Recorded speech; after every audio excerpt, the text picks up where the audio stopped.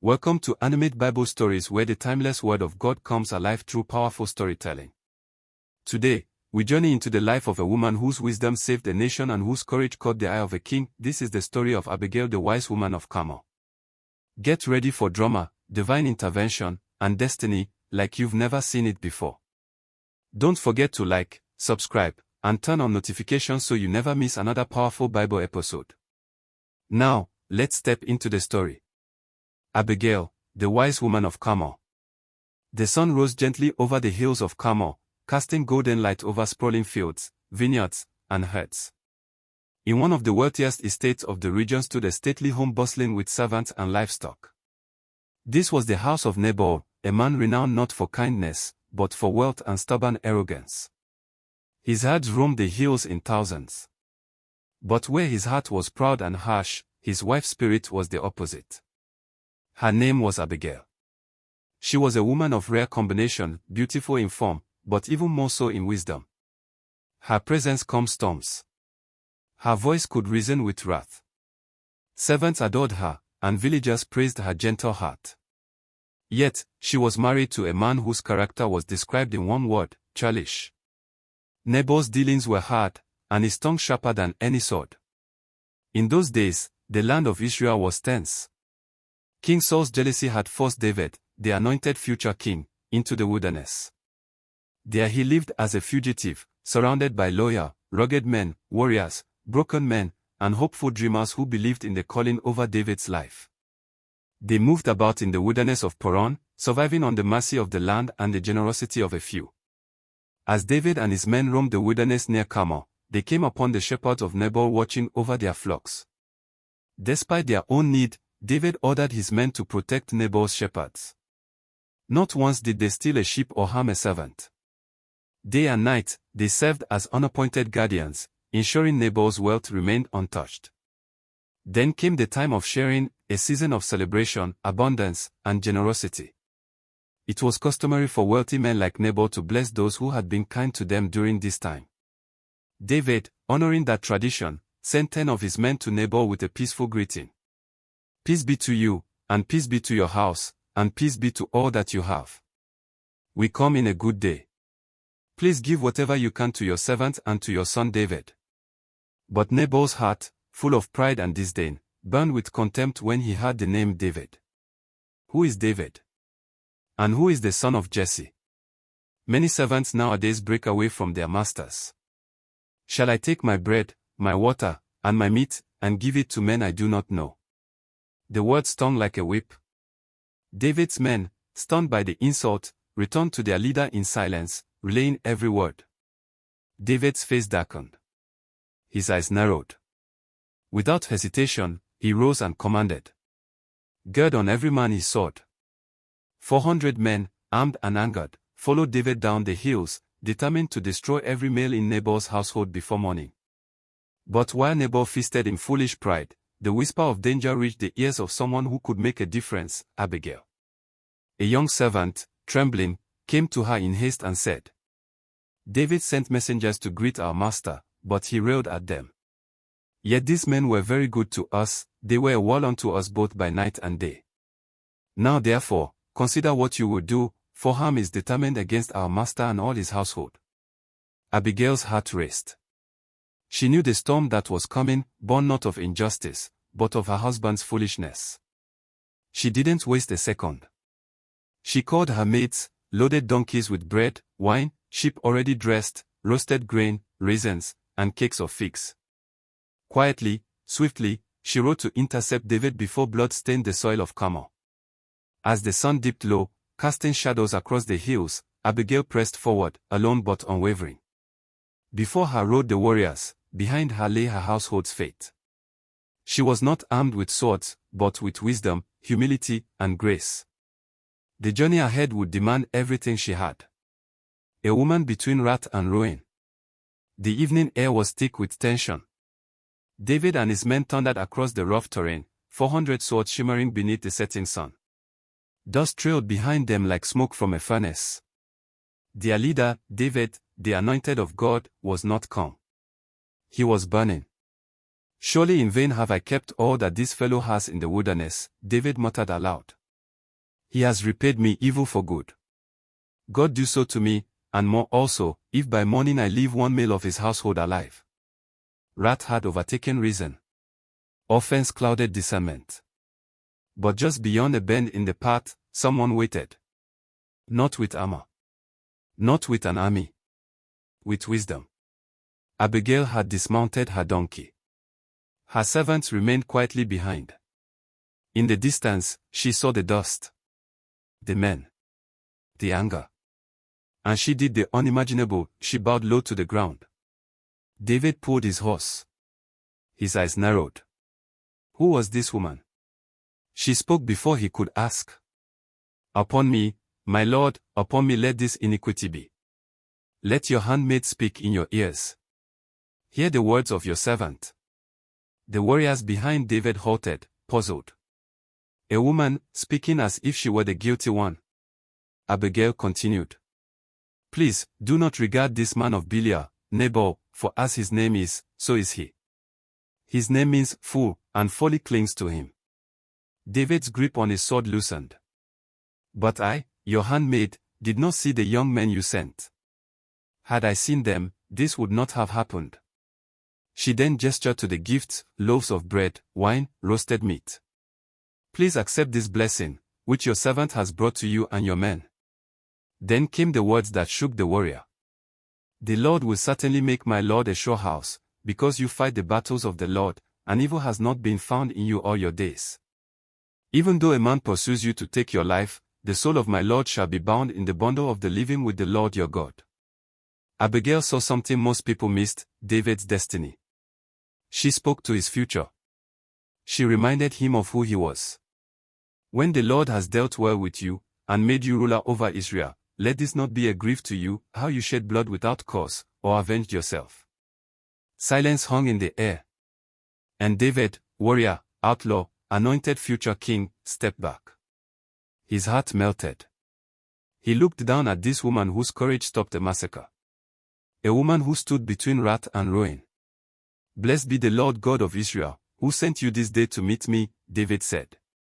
And blessed be your advice, and blessed are you, who have kept me from bloodshed this day. David took the gift she brought. Go up in peace to your house, he said. See, I have listened to your voice and respected your person. The men turned back. The soil of Carmel remained unstained. And Abigail, heart pounding, climbed her donkey again and returned home. Meanwhile, back at her household, Nabal was holding a feast like the feast of a king. His heart was merry. He was drunk, oblivious to the angel of death that had passed by his doorway because of one woman's courage. Abigail said nothing that night. But at dawn, when the wine had left his veins and sobriety returned, she told him everything. David was on his way to destroy every man in this house, she said. But I went. I stopped him. Nabal's face drained of color. His heart, already weak with pride and wine, froze. Scripture says his heart died within him, and within 10 days, the Lord struck him, and he died. But that was not the end of Abigail's story. Far from it. She had not only saved her household. She had caught the eye of a future king. The king remembers. 10 days had passed since Nabal collapsed like a tree struck by lightning. 10 days of silence in Abigail's household, no laughter, no wine, no servants bustling to attend to his endless demands. Only quiet. Then came the day when death walked through the house and took him. It was not a sword that claimed Nabal, nor David's wrath, it was the hand of God. And it came to pass about 10 days after, that the Lord smote Nabal, and he died. 1 Samuel 25 verse 38. Foremost in the town of Maon and the wilderness of Paran, it seemed like a footnote. One more rich man buried with his gold.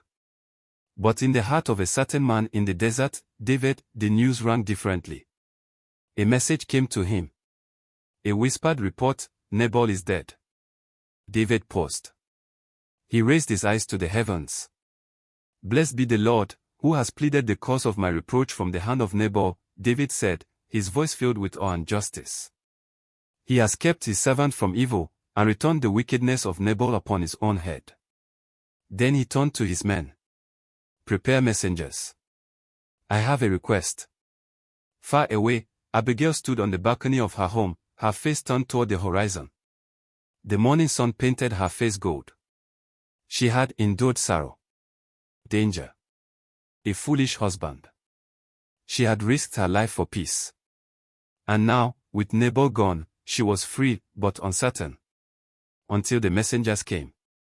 They arrived on horseback, respectfully bowing at her gate. "Are you Abigail?" they asked. "Yes," she replied. "David, the son of Jesse, has sent us to speak with you." Her heart stirred. He asked, "Would you be willing to become his wife?" David's message wasn't romantic poetry. It wasn't flattery. It was honor. He remembered the woman who had saved him from sin.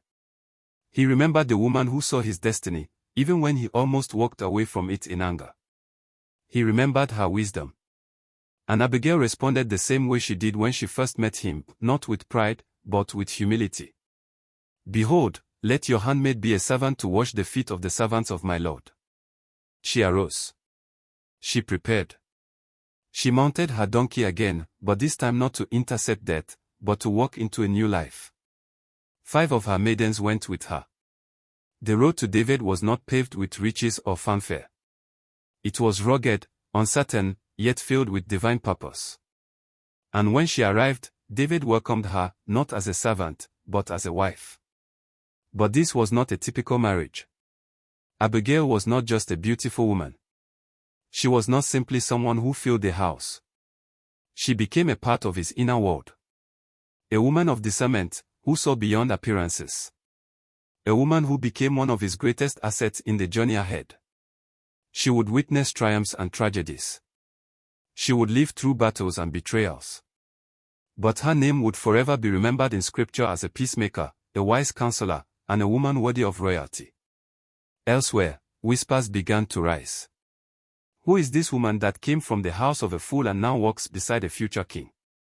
Isn't that Nabal's widow? Yes, but she's not remembered for her sorrow.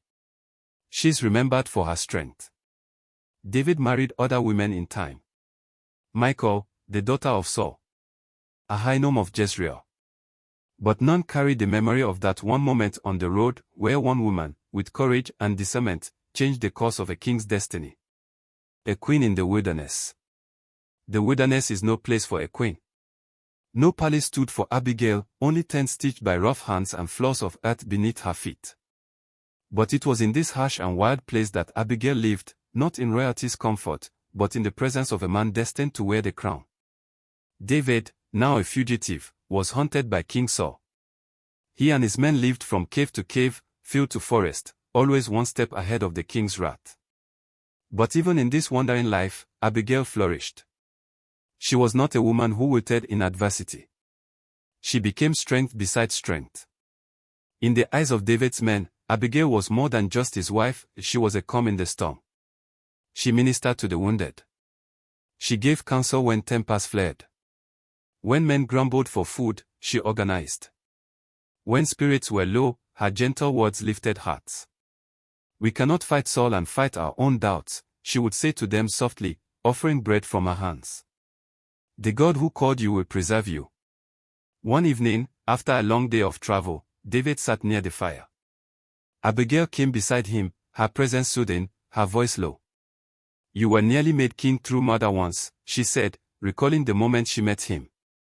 "And I almost let vengeance write my legacy," David replied. He sighed. "I am tired, Abigail. Tired of running. Tired of hiding. Every night I sleep wondering if Saul's men will find us. What if? What if the promise never comes?" She looked into his eyes, not with pity, but with vision. When God says king, it doesn't mean palace immediately. It means preparation. Before the throne comes the wilderness. Before the crown comes the cave. Her words were like balm. She reminded him of the oil that once ran down his head when Samuel anointed him. She reminded him that kings are not only made in battle, but also in waiting. "The Lord has not forgotten you," she whispered. But trouble came again. One morning, a scout returned breathless. "The Ziphites have betrayed us. "They've told Saul where we're hiding." Panic rippled through the camp. David's men scrambled, some wanting to flee, others to stand and fight. David's brow furrowed. "If we stay, we're trapped. If we run, we look like cowards." Abigail approached quietly. There is no shame in strategy. The lion crouches before it leaps.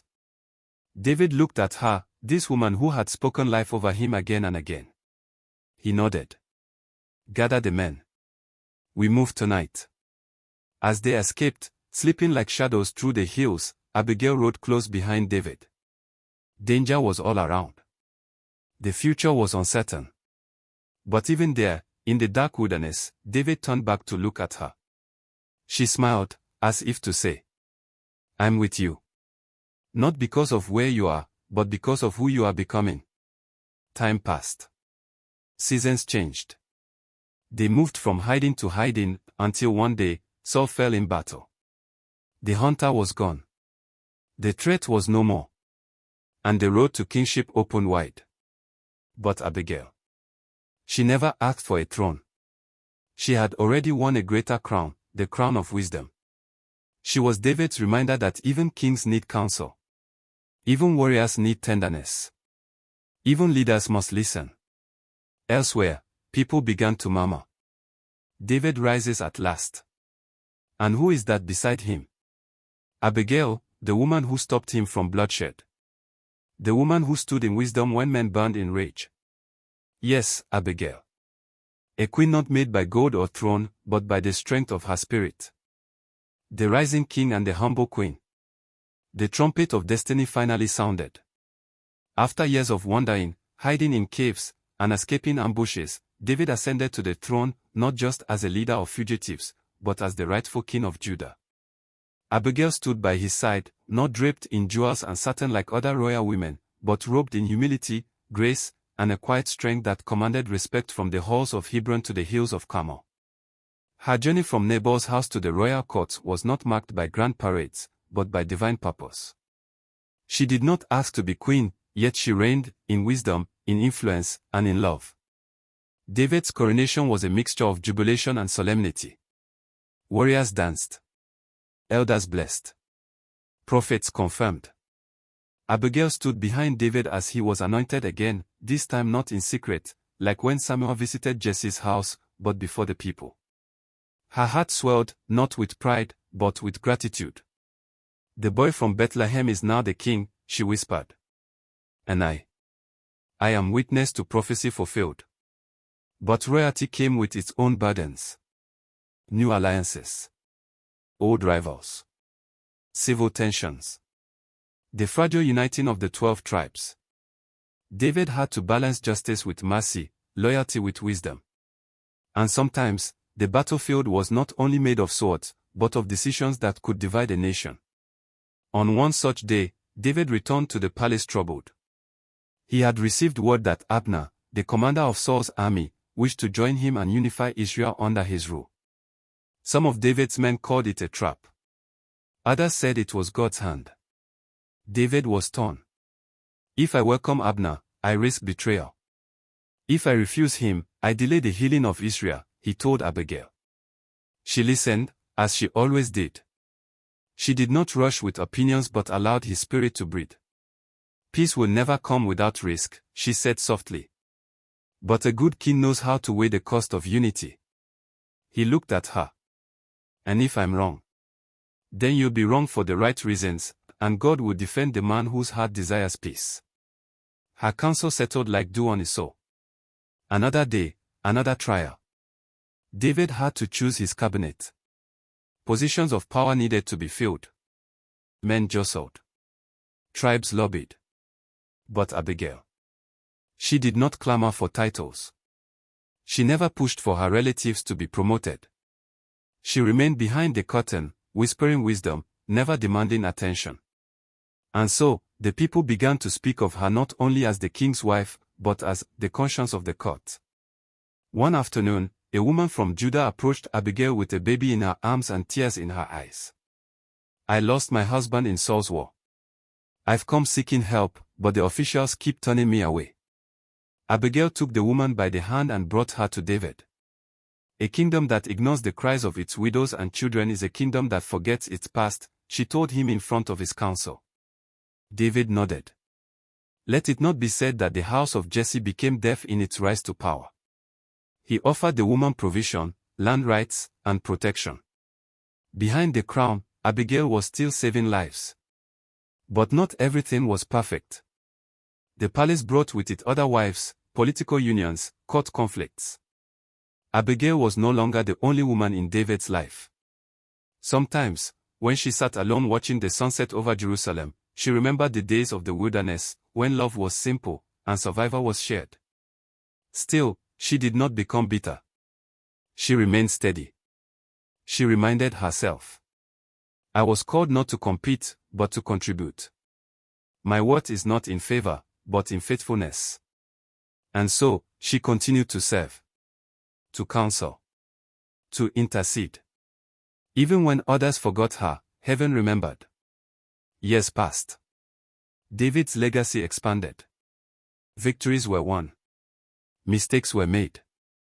The palace echoed with both laughter and mourning. But Abigail remained unshaken. A rock in shifting sands. When David grieved his mistakes, she prayed beside him. When enemies rose, she reminded him of God's promises. When his hands were weary, she lifted them in secret. Her love was not loud, but it was loyal. One evening, David looked upon her as they stood atop the palace balcony. Abigail, he said gently, I would not be the man I am without you. She smiled. Nor would I be the woman I've become without you. He chuckled. The wilderness taught me to lead. You taught me to listen. They stood there in silence, watching the lamps flicker across the city, both of them knowing that greatness is not just found in crowns and wars, but in the quiet wisdom of a woman who once rode out with bread and wine to stop a king from killing. Her legacy in the shadow of the throne. Years moved like slow winds across the golden hills of Judah. Abigail had aged, not in strength or dignity, but in years and wisdom. Her once dark hair, now streaked with gray, framed a face that bore the marks of compassion and resilience. She remained in David's house, not as a loud figure demanding recognition, but as a living pillar of grace in the palace. Abigail had never been the most visible of David's wives, but among the servants and soldiers, among the palace women and advisers, she was revered. People sought her not because of her title, but because of her discernment. She had become a quiet guardian of hearts, a keeper of balance in a kingdom ruled by both divine destiny and human frailty. The palace shifted. David's kingdom was not without scandal or sorrow. The tragic tale of Amnon and Tamar broke through the walls of the royal family like a storm. Then came the rebellion of Absalom, David's own son, rising against him. Abigail witnessed it all. She saw the ache in David's eyes as he fled his throne once again, this time not from Saul, but from his own flesh and blood. As the king stumbled down the same paths he once walked in youth, a new pain weighed his steps. It was one thing to run from a jealous king, it was another to run from your child. Will this ever end? David asked as they walked through the night. Abigail placed her hand on his shoulder. God never promised a painless journey. But he did promise his presence. Through the rebellion and the heartbreak, Abigail continued to pray. Her chamber became a sanctuary. Sometimes she fasted. Sometimes she wrote psalms no one else would hear. When news of Absalom's death arrived and David wept like a broken man, Abigail sat outside his door and wept with him, though not for Absalom, whom she never bore, but for David, who bore too much. Years turned. David returned to his throne. The city mourned and rebuilt. But Abigail, like many women of her time, began to fade from the scrolls of the palace record. New queens took the spotlight.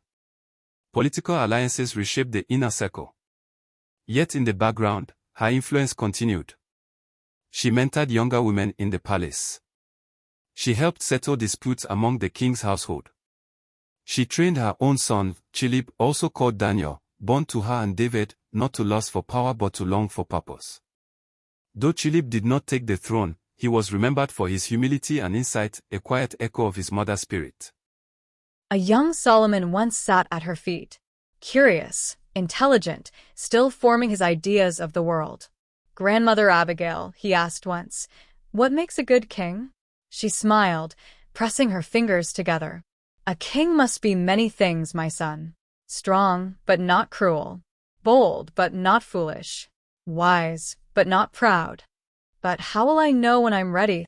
When you can hear the pain behind silence and see danger behind flattery. When you care more about justice than applause. When you can forgive without forgetting your lessons. Then you'll be close." Solomon never forgot those words. In time, the wisdom he became famous for was shaped not only by his father's legacy, but by the quiet voices who fed his soul in the shadows. Abigail's final days were not loud or ceremonial. There were no processions or golden tributes. She had lived a life not for glory, but for good. One evening, as the sun dipped behind the mountains and the streets of Jerusalem softened into calm, Abigail rested on her terrace. The voices of children echoed in the distance. A gentle breeze carried the scent of olive trees. She closed her eyes. "My work is done," she whispered. And just like that, the woman who once stopped a massacre with bread and wisdom, who walked from a broken marriage into a king's court, who prayed through storms and stood in gaps too wide for others to cross, passed quietly into the presence of her Maker. Her legacy remained. In every woman who used wisdom instead of wrath. In every leader who paused before acting in anger. In every home where peace was pursued before pride. Her name, Abigail, which meant "my father's joy," became a reminder that strength doesn't always shout, that wisdom can change the course of a nation, that God remembers those who serve in silence. Abigail's story teaches us that wisdom, humility, and courage can change even the hardest hearts and redirect the most dangerous paths. In a world full of noise, she chose the quiet voice of peace, and heaven recorded it. May her legacy remind us all that God honors those who stand for truth with grace. If this story moved you, don't keep it to yourself. Like this video, share it with someone who needs to hear it. Comment your favorite moment or lesson from Abigail's story.